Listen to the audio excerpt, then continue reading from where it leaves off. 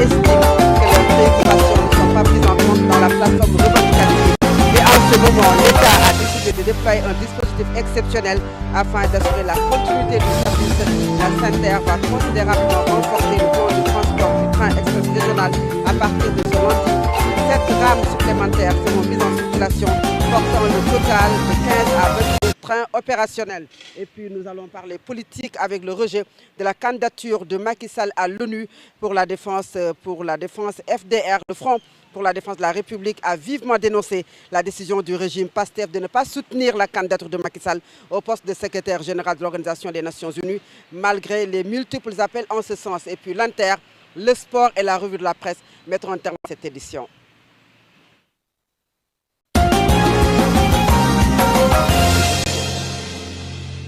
À l'issue de l'évaluation du 8e plan d'action. À la présentation de cette édition, Fatou Abdoundiaï, la technique est assurée par Mohamed Thiam, Mohamed Touré et Diafara.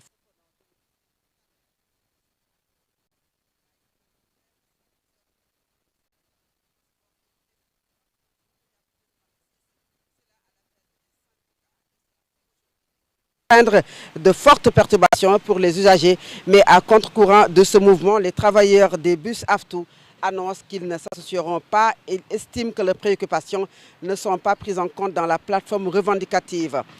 Et puis la Fédération des syndicats des transporteurs routiers du Sénégal a confirmé donc son mot d'ordre de grève prévu du 30 mars au 1er avril. Selon leur porte-parole Fallou Sambou, cette action ne relève pas de la politique. Le syndicat appelle le président de la République, Bassirou Diomaye Faye, à prendre toutes ses responsabilités pour répondre aux préoccupations des populations. Et nous y reviendrons certainement dans nos prochaines éditions. Par rapport toujours à cette grève annoncée, le ministre des Transports, Yankhoba Diémé, a décidé de déployer un dispositif exceptionnel afin d'assurer la continuité du service public. Et sur ces instructions, la SENTER va considérablement renforcer le plan de transport du train express régional. Cela à partir de ce lundi.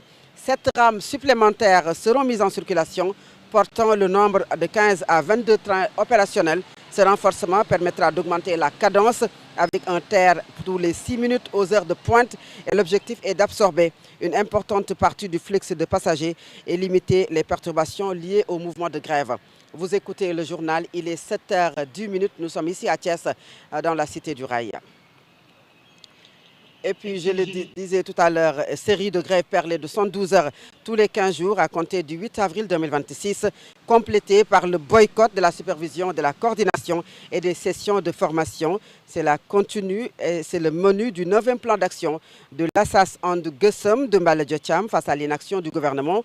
Mbalo Thiam, que je propose d'écouter, il est au téléphone de Sira Béatrice Ndion. À l'issue de l'évaluation du 8e plan d'action, sans la moindre réaction du gouvernement allant dans le sens de l'application des accords résiduels, à savoir entre autres l'octroi de l'indemnité de logement aux contractuels des établissements de santé et ceux des collectivités territoriales aussi qui émergent dans la santé. Donc le gouvernement s'inscrit dans sa logique de pourrissement du conflit. Et de ce point de vue, And Gussum n'a d'autre alternative que la poursuite de l'intensification, pour ne pas dire de radicalisation de sa lutte, par une série de grèves de 112 heures tous les 15 jours. À cet effet, le mercredi 8 avril, jeudi 9 et vendredi 10 avril, donc seront consacrés à cette première grève de 112 heures avec le respect des urgences sans observance du service minimum. Et nous en profitons aussi pour nous en ouvrir à Monsieur le Président de la République devant les limites objectives et subjectives même des ministres de son gouvernement, dont le ministre des Finances qui engrange à longueur de temps des milliards d'eurobonds sans en octroyer aux travailleurs des établissements publics de santé dont il assure la tutelle financière. Donc,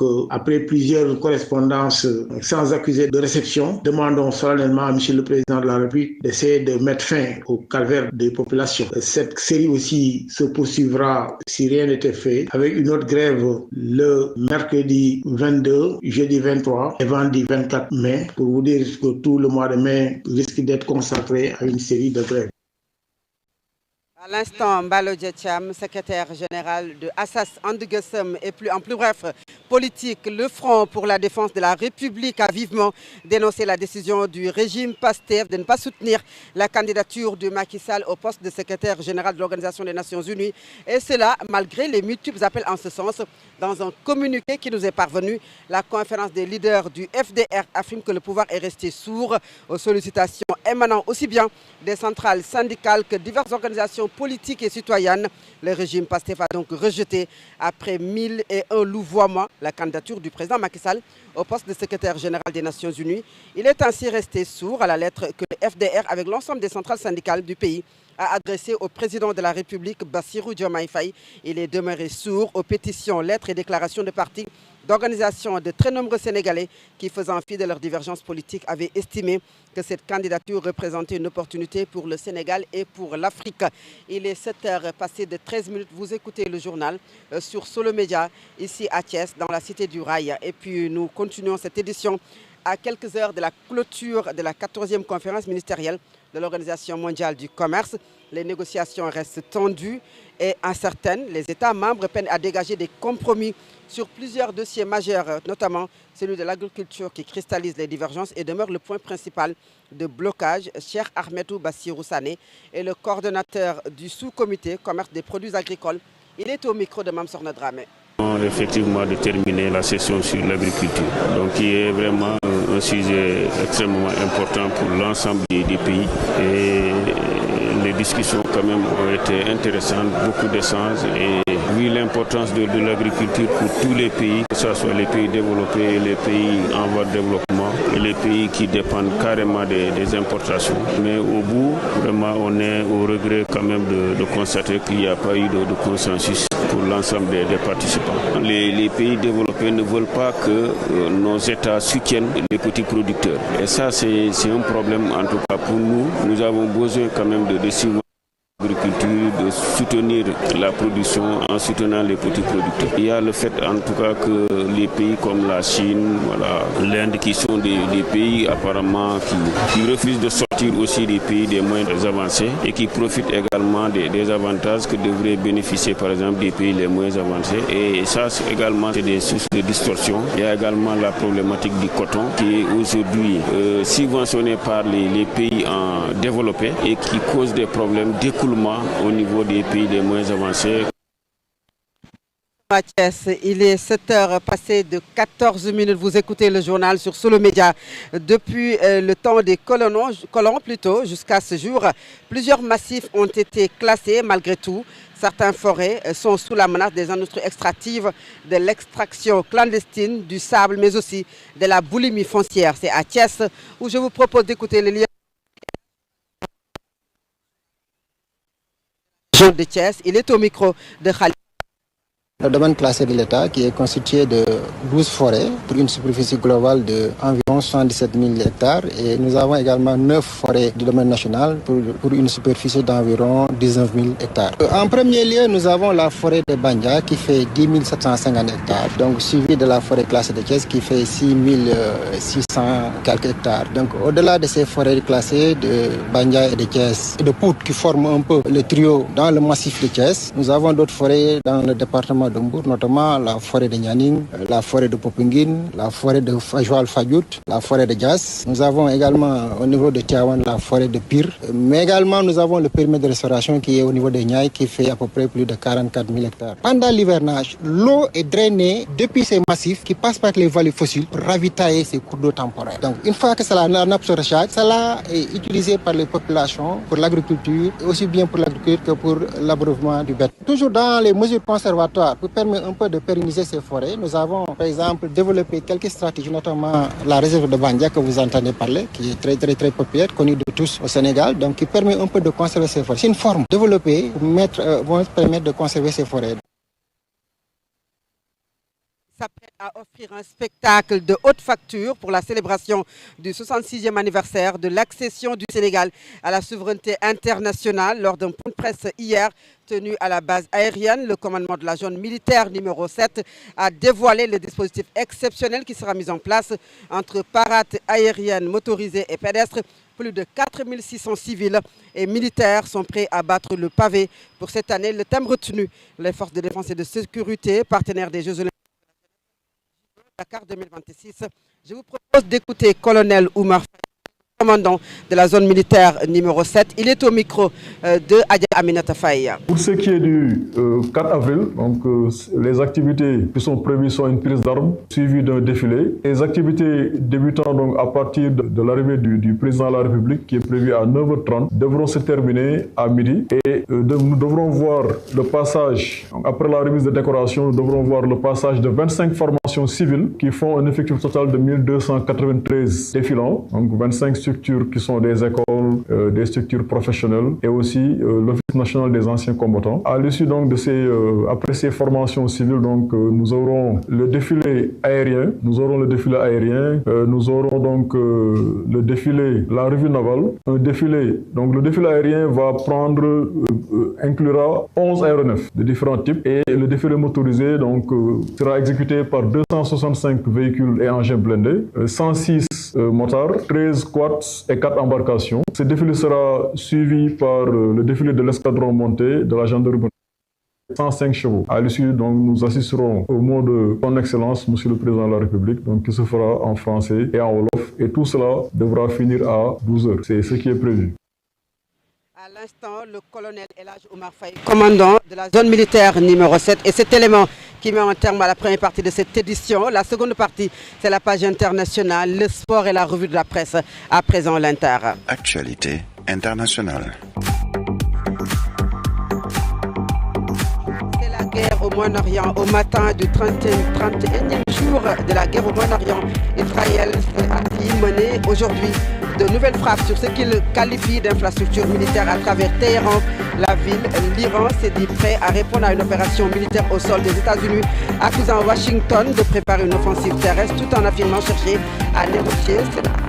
Solo Média. L'actualité sportive. Acté pour tenter de mettre un terme au conflit. Car Donald Trump a réitéré que les États-Unis pourraient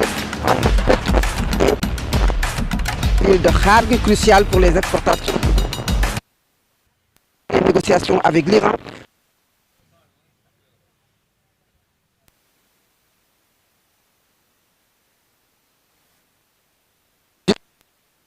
Cela dans le détroit d'Ormuz, dont la paralysie depuis le début de la guerre a fait exploser les prix de l'or noir. Et le Premier ministre israélien Benyamin Netanyahou a déclaré hier soir avoir ordonné à l'armée israélienne d'étendre la zone de sécurité. C'est dans le sud du Liban où elle mène des opérations contre les Hezbollah pro-iraniens. Et enfin, de son côté, la force militaire des Nations Unies au Liban a annoncé que l'explosion d'un projectile d'origine inconnue avait tué un casque bleu de nationalité indonésienne. C'est là dans le sud du Liban et dans la nuit du dimanche à lundi. Elle précise également qu'un autre a été grièvement blessé. Et à présent, c'est la page sportive.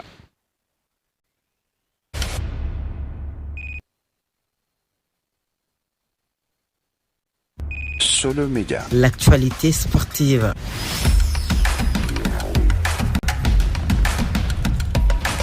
Le sport le matin sur Solo Média, c'est l'affaire d'Al-Amin Senghor. Al-Amin, bienvenue dans la Cité du Rail. Nous sommes ici à Thiès pour vous présenter les éditions, la matinale, les éditions de 12h-13h, des émissions politiques, sociales, culturelles et sportives. Eh bien, nous parlons sport dans cette édition. Merci beaucoup à vous, Fatou Ndiaye. C'est toujours un plaisir de faire justement ce face-à-face avec vous et heureux d'être dans cette ville mythique de Thiès. Et j'espère qu'on va justement servir les téléspectateurs, en tout cas, de la plus belle des manières. Et nous commençons par le football, veille de match Sénégal-Gambie, ce mardi au stade Maître Abdoulaye Wade. Vous l'avez dit, il s'agit donc du deuxième match du Sénégal durant cette trêve internationale. Les Lions du Sénégal doivent donc faire face à la Gambie après 3 jours du succès face justement donc à l'équipe péruvienne. C'était donc un match amical qui s'est joué à Paris, vous le savez, au Stade de France, où les Lions du Sénégal ont gagné, mais avec la manière, 2-0. Le Sénégal donc défiera ce matin, donc, ou en tout cas demain, mardi, à partir donc de 19h au stade Maître Abdoulaye de Diamniadio, face donc aux Scorpions de la Gambie. Un match qui permettra aux Lions du Sénégal encore une fois d'affûter les armes pour donc la direction de la Coupe du Monde 2026. Je rappelle que les Lions du Sénégal vont encore une fois donc présenter le trophée de la Coupe d'Afrique des Nations. Pape Thiaw fera une conférence de presse d'avant-match. Ce sera donc aujourd'hui, puis ça va donc s'en suivre la séance d'entraînement d'avant-match des Lions du Sénégal. On reviendra certainement sur sur ça, Fatou Abdou Ndiaye, lors de cette séance d'entraînement. Alors, excellente décision de la Fédération sénégalaise de football qui va donc présenter le trophée aux Sénégalais et partout également dans le monde. Le président de la CAF, Patrice Motsepe, annonce une visite au Sénégal. Et pour l'instant, aucune date n'a été retenue pour cette visite du président de la Confédération africaine de football, Patrick Motsepe, a annoncé donc se rendre au Sénégal dans les prochaines semaines. Il a fait savoir hier en marge de la conférence de presse de la réunion du comité exécutif de la Confédération africaine de football. C'est une visite qui vient dans un contexte très tendu. Le Sénégal qui qualifie la décision du jury d'appel attribuant le titre de champion d'Afrique au Maroc pour l'édition 2025. La bataille juridique fait rage au niveau du tribunal arbitral du sport, au TAS. Vous le savez, le Sénégal qui a saisi donc ce tribunal arbitral du sport. C'est dans un contexte que le patron de l'instance du football africain annonce sa visite ici pour s'entretenir avec les autorités du Sénégal, notamment le président de la Fédération sénégalaise de football, mais aussi et surtout le président du Sénégal, Bassirou Diomaye Faye. Nous sommes tous africains et on ne va pas se servir du football pour diviser les gens. Cela doit nous rassembler, a-t-il déclaré Patrick Motsepe hier lors de cette conférence de presse. Après cette visite annoncée du président de la Confédération africaine de football, Fatou Abdou Ndiaye, le député à l'Assemblée nationale, il s'agit donc de Guy Marius Sagna, appelle à une grande manifestation pour la libération des 18 otages du Sénégal, puisque rappelez-vous, depuis cette finale mythique du Sénégal face au Maroc le 18 janvier, il y a donc des supporters sénégalais, nos compatriotes, 18 parmi eux sont restés donc au Maroc, puis qui ont été donc en tout cas emprisonnés. Et au-delà de ça, sachez que par la même occasion, je vous informe Fatou Abdou Ndiaye que de la démission du secrétaire général de la CAF, Véron Mosengo Omba, a annoncé donc hier sa démission à la tête justement donc du secrétaire général des Nations de la Confédération africaine de football. Alors ça bouge à la CAF. Et pour finir avec le championnat du Sénégal, en Ligue 1, résultat et classement à l'issue de la 21e journée. Cette 21e journée n'est pas encore carrément donc close, Fatou Abdou Ndiaye, avec justement 2 matchs au menu. Cet après-midi à 16h30, l'US Gorée jouera contre la Sonacos au stade Djagali Bakayoko, et toujours à 16h30 au stade de Yoff, Cambérène défiera Walidane. Et sachez que pour les résultats d'hier, l'équipe de l'AS Pikine a remporté le derby de la banlieue de Dakar devant l'équipe de Guédiawaye, une victoire nette, 3-1. L'AS Pikine met fin donc une belle série de victoires de Guédiawaye. Puis l'AS Pikine se relance dans la course donc pour le podium. Et pour la Ligue 1 sénégalaise, sachez que toujours les résultats de ces matchs de la 21e journée qui sont déjà joués. HLM de Dakar a fait tomber le leader Agel de Rufisque 3-0. L'équipe de Teungueth FC s'est imposée face à Djaraf. Au bout du suspense, 1-0. Match nul donc entre Dakar Sacré-Cœur et l'US Ouakam Sacré-Cœur. En tout cas, sachez que Fatou Abdou Ndiaye, on reviendra sur justement donc la 20e journée de la Ligue 2 sénégalaise. Ce sera dans nos prochaines éditions. Merci beaucoup Alamine Senghor, et nous restons avec vous pour la revue de la presse de ce jour. Merci. Bonjour à toutes et à tous. À la une des quotidiens ce matin, sachez que la grève des transporteurs. Mais d'abord, nous démarrons par le quotidien Solo qui nous parle des conséquences de la gestion catastrophique de la CAN. La CAF engage une réforme profonde de ses statuts et règlements. On reviendra sur ça. Mais sachez que Patrick Motsepe reconnaît une erreur dans la composition du jury d'appel. 2 étoiles, 2 buts, victoire symbolique